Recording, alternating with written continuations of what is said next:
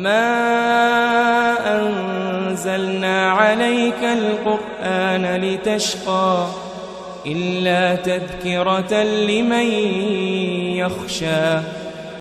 بسم الله. السلام عليكم ورحمة الله وبركاته.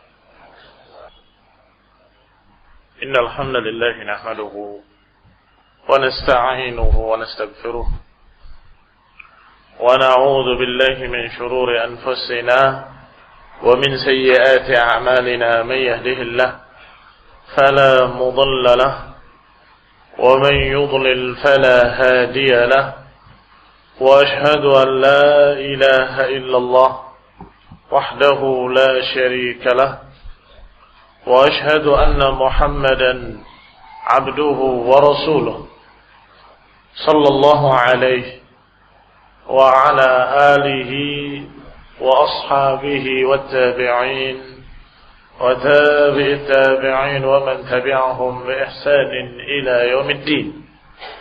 يا أيها الذين آمنوا اتقوا الله حق تقاته ولا تموتن إلا وأنتم مسلمون. يا أيها الناس اتقوا ربكم الذي خلقكم من نفس واحدة وخلق منها زوجها وبث منهما رجالا كثيرا ونساء واتقوا الله الذي تساءلون به والأرحام إن الله كان عليكم رقيبا. يا أيها الذين آمنوا اتقوا الله وقولوا قولا سديدا يصلح لكم أعمالكم ويغفر لكم ذنوبكم ومن يطع الله ورسوله فقد فاز فوزا عظيما. أما بعد فإن خير الحديث كتاب الله وخير الهدي هدي محمد صلى الله عليه وعلى آله وسلم وشر الأمور محدثاتها فإن كل محدثة بدعة وكل بدعة ضلالة وكل ضلالة في النار. Akhwani fi din, a'azzakumullah, kaum muslimin yang saya hormati. Adapun masalah intisab ila salaf, kalau sudah disebutkan bahwa salaf adalah generasi pertama umat ini yang berpegang dengan kitab dan sunnah, yang berjalan di atas jalan Rasulullah sallallahu alaihi wa ala alihi wasallam, apakah boleh kita menisbatkan diri kepada salaf dengan istilah saya salafi atau dengan istilah salafiyun atau saya di atas jalan salaf? Ikhwani fillah a'azakumullah, penisbatan yang seperti ini disebutkan oleh Syekhul Islam Ibnu Taimiyah rahimahullah. La aiba, enggak ada kejelekan. Alaman adhara madhhab as-salaf, enggak ada kejelekan bagi mereka yang menampakkan madhab salaf. Wa antasaba ilaih, dan menisbatkan dirinya kepadanya. Wa ataza ilaihi, bal yajib qabulu dzalika minhu, bahkan wajib kita menerimanya. Fa inna madhhab as-salaf la yakunu illa haqqan, karena madhab salaf tidak lain kecuali kebenaran. Qul perhatikan, kalau ada di dalamnya mengandung tazkiyah, apalagi dengan masalah selamatnya dari api neraka, tidak boleh seseorang memastikan bahwa saya termasuk golongan yang akan selamat dari api neraka. Tetapi kalau menyampaikan syiar dan prinsip bahwa saya berprinsip dengan prinsip sunnah, saya berpegang dengan pemahaman ahlus sunnah, atau saya bertekad ingin mengikuti salaf, maka kalimat-kalimat ini adalah kalimat yang tidak mengapa. Bahkan kata Syekhul Islam, la aiba, enggak ada kejelekan bagi orang yang menampakkan madhab salaf atau menisbatkan kepada salaf. Bahkan wajib kita terima. Karena mazhab salaf tidak lain kecuali kebaikan.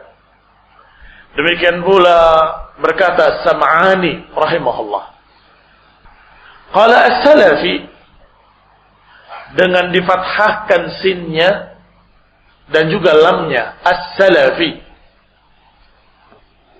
Dan di akhirnya huruf fa dan kemudian ya'ud nisbah. Ya, huruf ya yang bermakna nisbah. Salaf generasi pertama, kalau salafi dengan ya adalah pengikut salaf. Ini adalah nisbah kepada salaf. Kata Sam'ani, wantihalu madzahibihim, yaitu orang yang mengikuti madhab mereka. Sesuai dengan apa yang kau dengar dari mereka, kau ikuti. Itu dikatakan salafi, pengikut salaf. Alhamdulillah, para ulama menyatakan bahwa istilah tersebut tidak bid'ah. Bahkan istilah yang seperti sunnah, ahlus sunnah, ahlul athar, seperti istilah ahlus sunnah wal jamaah sama saja. Mengungkapkan bahwa dia berjalan di atas jalan Rasulullah sallallahu alaihi wa ala alihi wasallam. Berkata Adz-Dzahabi rahimahullah, "Falladhi yahtaju ilaihi al-hafiz," seorang penghafal hadis untuk dijuluki sebagai hafiz, ayakuna taqiyan, dia harus bertakwa, zakiyan, cerdas, disebutkan sifat-sifatnya, dan salafiyan, harus salafi. Lihat ikhwan fillah azakumullah, Imam Adz-Dzahabi rahimahullah dalam kitabnya Siyar A'lam an-Nubala menyatakan bahwa seorang hafiz harus memiliki ketakwaan, harus memiliki kecerdasan, dan harus salafiyan, harus seorang pengikut salaf. Artinya kalau dia pengikut bid'ah muhdatsah atau memiliki pemahaman-pemahaman baru, dalam tanda petik ini pemahaman sesat, maka tidak dikatakan al-hafiz, tidak bisa disebut al-hafiz. Qala rahimahullah, berkata juga Adz-Dzahabi ketika menceritakan tentang Daruqutni, sebab isinya kitabnya tentang para ulama, sejarah para ulama. Kata beliau, Daruqutni, Masya Allah, lam yadkhul ar-rajul abadan fi ilmi al-kalam. Orang ini tidak masuk sedikit pun pada ilmu kalam. Walal jidal, tidak pula pada perdebatan-perdebatan. Wala khadha fi dhalik, dan tidak masuk dalam masalah itu. Bal kana salafiyan, dipuji, bal kana salafiyan, bahkan dia adalah seorang pengikut salaf. Alhamdulillah. Berarti kata salafiyan itu sering disebut oleh Imam Adz-Dzahabi dalam kitab Siyar A'lam an-Nubala. Demikian pula para ulama-ulama di masa kita, seperti Syekh Abdurrahman Al-Muallimi rahimahullah. Kata beliau dalam kitabnya Al-Qaid ila Tashihil Aqaid, bimbingan untuk meluruskan akidah. Kata beliau, wa syekh, dan juga al-imam al-alim al-qudwah Abdul Aziz Ibn Abdullah Ibn Baz dalam risalahnya Tanbihat Hamah ala ma katabahu Muhammad al-Sabuni fi sifatillah, disebutkan pula di situ oleh beliau tentang kewajiban untuk kembali kepada salaf dan kewajiban untuk mengikut madhab salaf. Di antaranya beliau ditanya, "Ma taqulu fi man tasamma bis salafi wal athari?" Apa yang kau katakan terhadap orang yang menisbatkan dirinya kepada salafi atau athari? Apakah boleh? Apakah itu bukan pembersihan diri, pensucian diri? Fa'ajaba rahimahullah. Dijawab oleh beliau rahimahullah. Idza kana shadiqan. Kalau dia jujur, benar-benar mengikuti athar. Kalau dia jujur, benar-benar mengikuti salaf, maka tidak mengapa untuk mengatakan ana athari, ana salafi. Karena para salafus saleh mereka berkata, fulanun salafi, fulanun athari. Biasa di kalangan salaf. Dan itu tazkiyatun la budda minha. Itu tazkiyah tetapi harus. Tazkiyah tetapi harus. Tazkiyatun wajibah. Tazkiyah yang wajib. Apa maknanya tazkiyah yang wajib? Seperti kata saya mukmin. Bolehkah seorang mengatakan saya mukmin? Itu kan tazkiyah.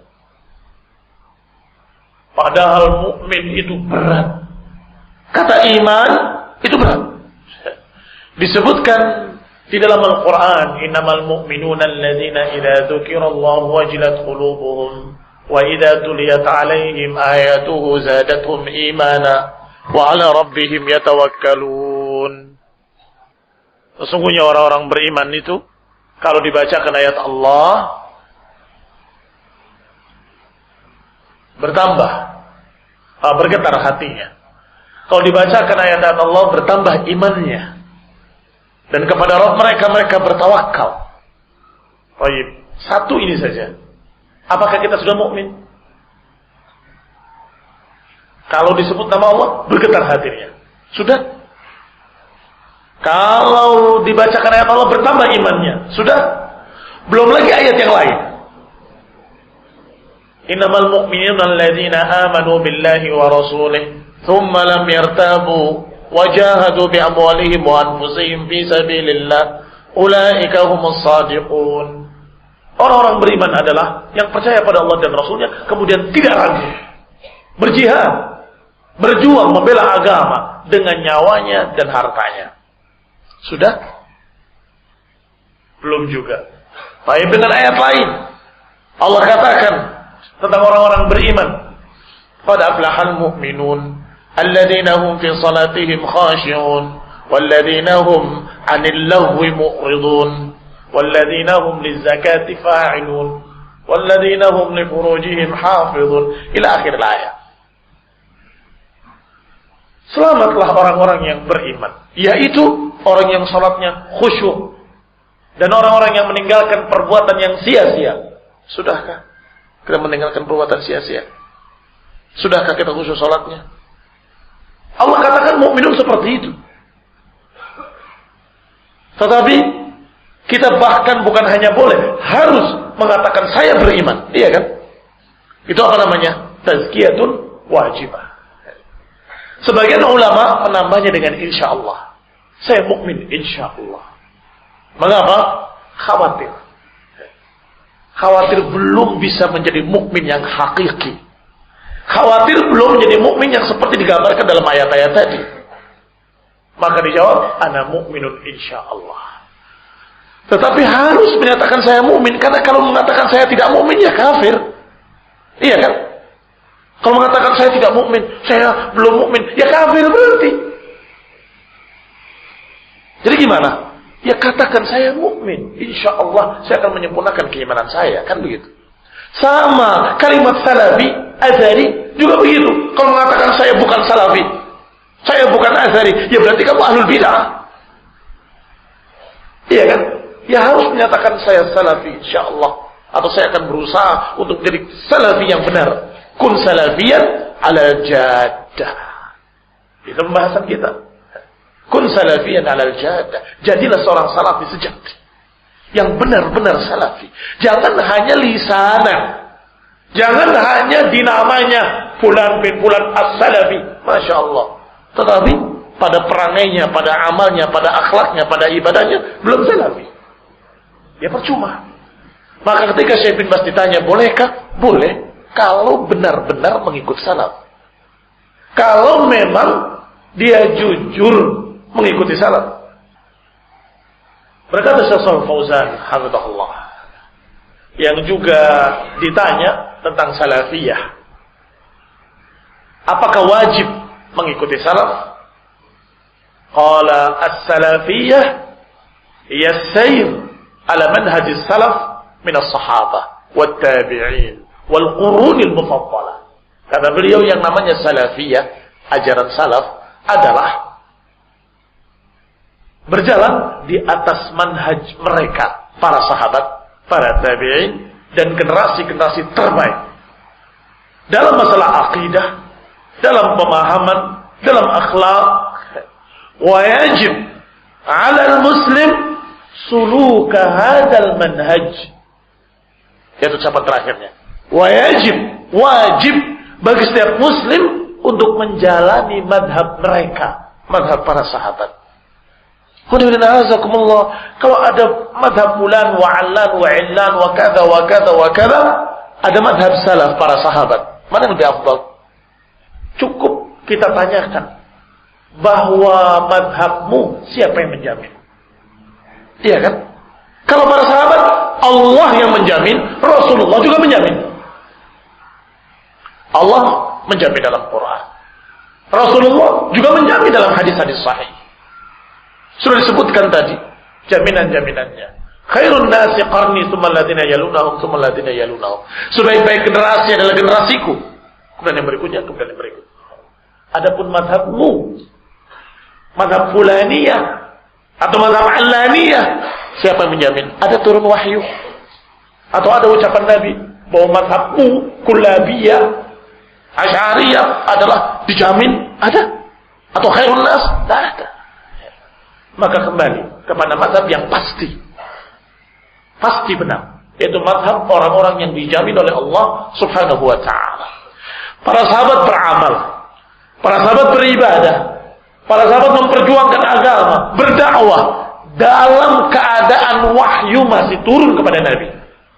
Kalau ada salah akan turun teguran. Iya kan? Kalau ada kekeliruan, Allah akan katakan pada Nabi-Nya, di antara mereka ada yang begini, ada yang begitu. Itu mesti. Dan sudah ada beberapa ayat yang menegur beberapa sahabat. Maka apa yang dikerjakan oleh mereka dipersaksikan oleh Rasulullah SAW. Dan juga dipersaksikan oleh Allah yang masih menurunkan wahyunya ketika itu. Maka kalau ada sesuatu, niscaya Allah akan ingatkan Nabi-Nya. Di antara mereka ada yang begini, wahai Rasul. Di antara mereka ada yang begitu. Luruskan mereka, kan begitu. Bahkan setiap pertanyaan Allah jawab langsung dari langit. Yas'alunaka 'anil ahillah. Mereka bertanya kepadamu tentang bulan sabit. Terangkan begini. Yas'alunaka 'anil mahid. Mereka bertanya tentang haid. Jawab begini. Yas'alunaka an kada wa kada. Setiap mereka mempertanyakan sesuatu, Allah jawab dari langit. Alhamdulillah. Maka yang namanya mazhab salaf adalah mazhab yang wajib kita jalani. Karena itu adalah mazhab yang dipastikan oleh Allah dan Rasulnya bahwa itu adalah mazhab yang selamat, mazhab para sahabat dan mazhab para tabi'in. Allah Subhanahu wa ta'ala mewajibkan dalam Al-Quran dalam beberapa ayat. Yang pertama, wattabi' sabila man anab. Ikutilah jalan orang-orang yang kembali. Dan disebutkan oleh Ibnu Qayyim dalam tafsirnya bahwa yang kembali, yang bertaubat, yang merujuk pada Allah dan Rasulnya adalah para sahabat. Maka ikutilah mereka.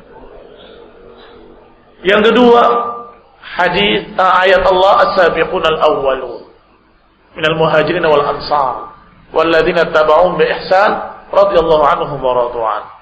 Mereka generasi pertama dari umat ini, dari kalangan muhajirin dan ansar, dan yang mengikuti mereka dengan ihsan. Allah ridho pada mereka dan mereka ridho pada Allah Ta'ala. Disebut 3 golongan: muhajirin, ansar, dan yang mengikuti mereka dengan baik. Kita bukan muhajirin, kita bukan ansar, maka kita berharap kita menjadi yang ketiga, pengikut mereka dengan ihsan. Yang Allah sebutkan dengan keridhaan hanya 3 golongan. Muhajirin wal ansar walladzina tabauhum bi ihsan. Maka kata Imam Syaukani dalam tafsirnya menyatakan bahwa walladzina tabauhum bi ihsan adalah semua orang yang mengikuti para sahabat Muhajirin dan Ansar ila yaumil qiyamah, sampai hari kiamat. Termasuk para sahabat yang masuk Islam setelah Fathu, dan juga termasuk para tabi'in, termasuk para tabi'it tabi'in, dan termasuk seluruh kaum muslimin yang mengikuti para sahabat sampai hari kiamat. Itu walladzina taba'uhum bi ihsan, orang yang mengikut mereka sampai hari kiamat. Ayat ketiga, Allah Subhanahu wa taala berfirman, "Fa in amanu bimithli ma amantum bihi faqad ihtadaw." Kalau mereka beriman seperti kalian beriman, maka mereka mendapatkan petunjuk. Fa in amanu bimithli ma amantum bihi. Kalau mereka beriman seperti kalian beriman, siapa yang dimaksud kalian? Para sahabat. Ketika ayat itu turun, adalah para sahabat. Dan kata para ulama, walaupun ayat ini turun tentang orang-orang kafir, wahai orang-orang kafir, kalau kalian mau beriman seperti mereka beriman, kalian dapat hidayah. Tetapi al-ibratu bi'umumil lafzi la bi khususi sabab. Bahwa pelajaran itu dari keumuman lafadznya, tidak dari keumuman sebabnya. Artinya siapapun kalian, kalau kalian beriman seperti para sahabat beriman, kalian dapat hidayah. Karena mendapatkan petunjuk. Juga Nabi sallallahu alaihi wasallam berpesan, "Fa innahu man ya'ish minkum fa sayara ikhtilafan katsira fa 'alaikum bi sunnati wa sunnatul khulafa'ir rasyidin al-mahdi." Disuruh untuk ikut sunnah dan sunnahnya para khalifah-khalifah yang lurus. Siapa itu? Sahabat juga. "Alaikum bi sunnati wa sunnatul khulafa'ir rasyidin." Demikian pula ucapan sahabat yang mulia Abdullah bin Mas'ud, "Ittabi'u wa la tabtaji'u faqad kufitum." Ngikutlah kalian dan jangan mengada-ngada, kalian dapat hidayah. Kalian tercukupi. Disebutkan pula di dalam syarah Aqidah Tahawiyah, ucapan beliau Abdullah bin Mas'ud radhiyallahu taala anhu, "Innallaha nazara ila qulubil ibad." Allah melihat hati-hati para hamba. Allah melihat hati para hamba. Fawajada qalba Muhammadin khairu qulubil ibad. Maka didapati hati Nabi Muhammad SAW adalah sebaik-baik hati. Fakhtarahu li nafsihi atau fastafahu li nafsihi. Maka Allah pilih sebagai rasulnya. Tsumma nazara, kemudian melihat lagi hati para hamba. Maka didapati hati para sahabatnya sebagai sebaik-baik hati. Maka Allah jadikan mereka sebagai tentara nabinya, pendukung nabinya, sebagai sahabat-sahabat nabinya. Berarti sahabat tadi itu bukan kebetulan, Allah pilih orang-orang hebat untuk mendukung nabinya sallallahu alaihi wa ala alihi wasallam. Maka masih ucapan Abdullah bin Mas'ud, "Idza ra'al mu'minuna hasanan fa huwa 'indallahi hasan. Fama ra'ahu al-muslimuna sayyi'an fa huwa 'indallahi sayyi'." Maka apa yang dilihat oleh mereka sebagai kebaikan, maka itu di sisi Allah sebagai kebaikan. Apa yang dilihat oleh mereka sebagai kejelekan, maka itu di sisi Allah sebagai kejelekan. Apa maknanya ini? Maknanya ambillah ijma' mereka. Kalau mereka sepakat perkara itu baik, maka itu di sisi Allah baik. Kalau mereka sepakat itu jelek, maka itu di sisi Allah jelek. Ini yang namanya ijma', dan itu juga berdalil dengan ucapan Nabi SAW, "La tajtami'u ummati ala dhalalah." Umatku enggak akan sepakat di atas kejelekan. Umatku enggak akan sepakat di atas kesesatan. Maka kesepakatan para sahabat itu adalah ijma', dan itu hujjah, dalil setelah Quran was sunnah. Maka yang ketiga adalah ijma'. Ijma'nya para sahabat. Karena setelah itu manusia sudah terlalu banyak, sudah sulit untuk melihat ijma' mereka, atau sudah sulit untuk terjadinya ijma'. Tetapi yang dimaksud ijma' adalah ijma' para sahabat. Itu adalah hujjah, dalil setelah Quran was sunnah. Inna naqtadi wala nabtadi, nattabi' wala nabtadi'. Kata para sahabat, kami hanya ikut, tidak mengada-ngada. Dan kami meniru, meneladani, kami tidak membikin-bikin. Walan nadhil ma tamassakna bil athar, dan kita enggak akan sesat selama kita berpegang dengan athar. Dari ini semua barakallahu fikum adalah dalil-dalil, ayat-ayat, hadis-hadis ucapan para ulama yang mewajibkan kita untuk kembali kepada salaf, kembali pada para sahabat, sehingga kita memahami Quran dan Sunnah dengan tepat. Kalau kita tidak kembali kepada mereka, maka dikhawatirkan pemahaman kita terhadap Quran akan salah, pemahaman kita terhadap hadis akan salah, dan kita akan menyimpang. Mudah-mudahan Allah Subhanahu wa taala menyatukan kaum muslimin di atas kitab dan sunnah, di atas pemahaman para sahabat radhiyallahu alaihim ajma'in, dan semoga disatukan di dunia di atas hak dan disatukan di akhirat di dalam jannah. Amin. Wa sallallahu Muhammadin wa ala alihi wa sahbihi wa sallama tasliman katsira. Subhanakallahumma bihamdik, asyhadu an la ilaha illa anta astaghfiruka wa atubu ilaik. Kalau ada pertanyaan silakan. Apakah orang bertauhid bisa kena sihir? Bisa tidak mencelakai sampai menyebabkan musibah berat atau kematian, atau hanya efek ringan saja? Tergantung keadaan tauhidnya. Apakah tauhidnya kokoh atau kurang kokoh? Mungkin secara teori dia paham sebagaimana apa yang dipahami oleh ahli tauhid, tetapi keyakinannya berbeda-beda satu orang dengan orang lain. Yang ini yakin, yang ini lebih yakin, yang ini kurang yakin. Ada yang keyakinannya sekian, ada yang sekian. Dan itu akan terlihat ketika menjalani ujian demi ujian. Biasanya yang selalu lulus adalah orang-orang yang kokoh tauhidnya. Nah, sehingga bisa saja terjadi. Bahkan Rasulullah SAW, imamnya para muwahhidin, disihir oleh Labid bin al-A'sam, terkena pengaruhnya, walaupun bukan seperti apa yang dimaukan oleh Labid bin al-A'sam. Mungkin Labid al-Yahudi menginginkan yang lebih dari itu, mungkin menginginkan membunuhnya, tapi kenyataannya Nabi hanya lupa. Harusnya dia ke istri yang sana, dia lupa. Apa ke istri yang sini, apa yang sana?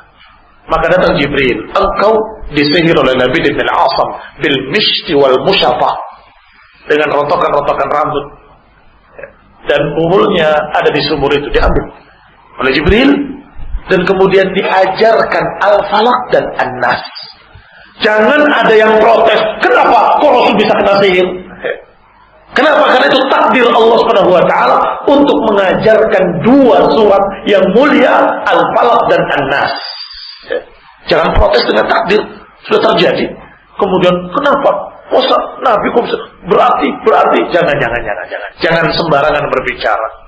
Itu adalah sebab Allah turunkan Al-Falaq dan An-Nas. Itu saja kita lihat hikmahnya. Engkau disini bacakan, kalau dibacakan selesai, beres. Tidak ada pengaruh sedikit pun sihirnya lebih ibn al-Asaf. Alhamdulillah.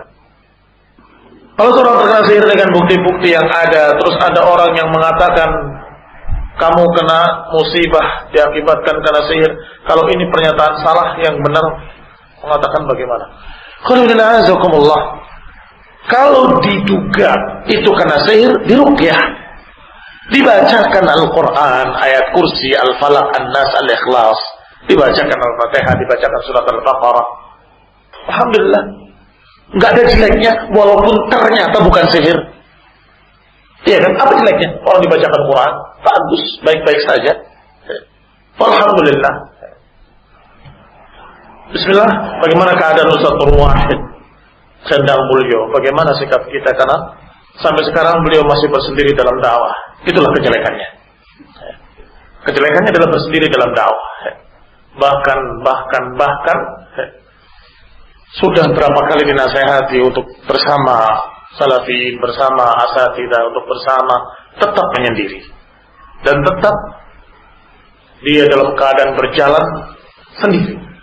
Nah, bersikap sendiri. Nah, sallallahu alaihi.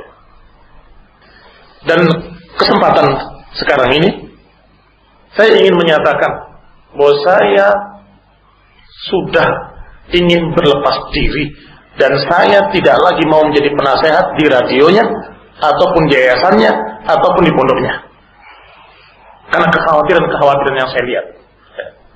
Barakallahu fikum. Mudah-mudahan ini jadi pembatalan terhadap apa yang pernah saya katakan sebagai nasihat di radionya. Saya cabut dan saya berlepas diri. Barakallahu fikum. Ada hadis yang menyatakan dirimu dan hartamu adalah milik orang tuamu. Jika anaknya sudah berkeluarga, kemudian bapaknya meminta anaknya, putranya, hartanya berupa rumah yang dimilikinya dari hasil kerjanya tanpa bantuan dari orang tuanya, apakah wajib diberikannya? Bagaimana kalau itu mertuanya? Yang dimaksud adalah orang tua, bukan mertua. Bukan mertua, tapi orang tua. Itu pun anak laki-laki.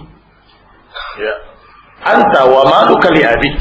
Kamu dan hartamu milik orang tua. Nah, kalau perempuan setelah nikah, maka itu urusan suaminya. Pernyataan di bawah ini dikategorikan syirik atau tidak? Satu, meyakini bahwa jas hujan yang aku pakai ini tidak akan bajuku basah karena air hujan. Bukan syirik. Meyakini banjir yang terjadi sebabkan banyak orang yang buang sampah di sungai. Bukan syirik. Meyakini obat paracetamol akan menyembuhkan, menurunkan demam anak jika aku meminumkannya. Tidak pasti. Ini salah. Dan dikhawatirkan jatuh ke dalam syirik.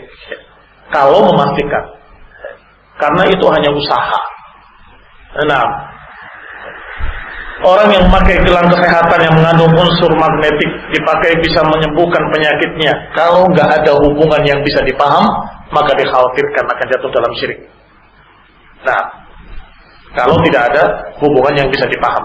Kalau ada hubungan sebab akibat, seperti banjir karena selokan dan sebagainya, tidak mengapa.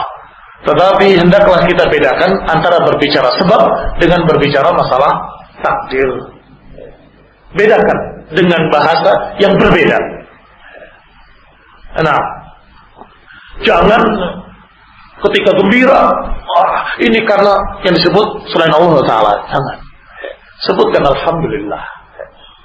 Dengan sebabmu terjadi begini-begini. Alhamdulillah dulu di awal. Demikian pula ketika terjadi musibah banjir, ucapkan dulu qaddarallah wa ma syaa fa'al. Ini banjir terjadi lagi karena sebab mereka ini setelah menyatakan qaddarallah, sehingga masyarakat diajarkan bahwa musibah-musibah tadi dari Allah SWT karena sebab-sebab tertentu yang kita lakukan, dari dosa-dosa kita dan dari kesalahan-kesalahan kita. Nah, Ana mau tanya, kalau seorang suami mengucapkan cerai setiap kali bertengkar dengan istri, tetapi dia dalam keadaan marah, apakah itu sudah jatuh talak 3? Terus kalau dia menyesalinya dan bertaubat, apakah masih bisa nikah lagi? Karena pada saat bertengkar istrinya dalam keadaan hamil, tapi setelah melihat anaknya lahir dia berat untuk memisah. Apakah? Usikum wa iyaya bitaqwallah. Aku wasiatkan kepada para suami, jangan latah dengan kalimat cerai. Jangan gampang-gampang berbicara cerai. Kalau wanita biasa, mereka ucapkan cerai saja, itu mungkin kayak minum obat sehari 3 kali. Biarkan mereka perempuan. Tetapi kalian laki-laki, kalau menyatakan cerai, jatuh talak. Ala tunjidduhu najid wa hazruhu najid. 3 perkara. Seriusnya serius, tidak seriusnya pun serius. Yaitu nikah, talak, rujuk. Jangan main-main. Nikah dan cerai itu tidak seriusnya pun serius. Walaupun memang ada ikhtilaf sedikit masalah yang marah, tetapi bagi suami menyatakan talak serius atau tidak serius, jatuh. Jangan main-main. Jangan main-main.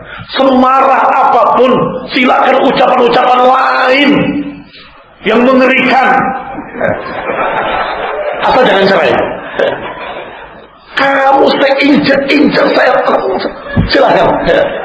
Ya cuma ngomong toh, nggak beneran. Untuk nakut-nakuti istri silakan, tapi jangan dengan kalimat cerai. Jangan. Dikhawatirkan jatuh talak. Barakallahu fikum. Dan kalau sudah talak 3 tidak akan bisa balik walaupun dia taubat. Kalau sudah talak 3 tidak bisa balik abadan, kecuali kalau dia sudah nikah dengan orang lain, perempuan itu kemudian cerai kembali baru bisa kembali. Itu pun nggak boleh direncanakan. Nggak boleh direncanakan. Maka hati-hati. Pulang saja ke rumah orang tuamu, misalnya, itu bukan cerai. Barakallahu fikum. Yang jelas harus bisa sabar, menahan ucapan-ucapan yang tidak pantas diucapkan dan akan memiliki hukum yang berat. Nasihati kami untuk bisa istiqomah di atas manhaj salaf. Sudah 2 jam nasihatnya untuk istiqomah di atas manhaj salaf. Barakallahu fikum. Bagaimana menjaga ukhuwah di atas manhaj salaf? Kita harus benar-benar menjadi salafi sejati. Kalau salafi itu semuanya kembali pada salaf. Dan kembali kepada salaf itu tidak bisa dengan wangsit, nggak bisa dengan ngelamun, nggak bisa dengan berkira-kira. Kayaknya sahabat begini, kayaknya sahabat nggak bisa.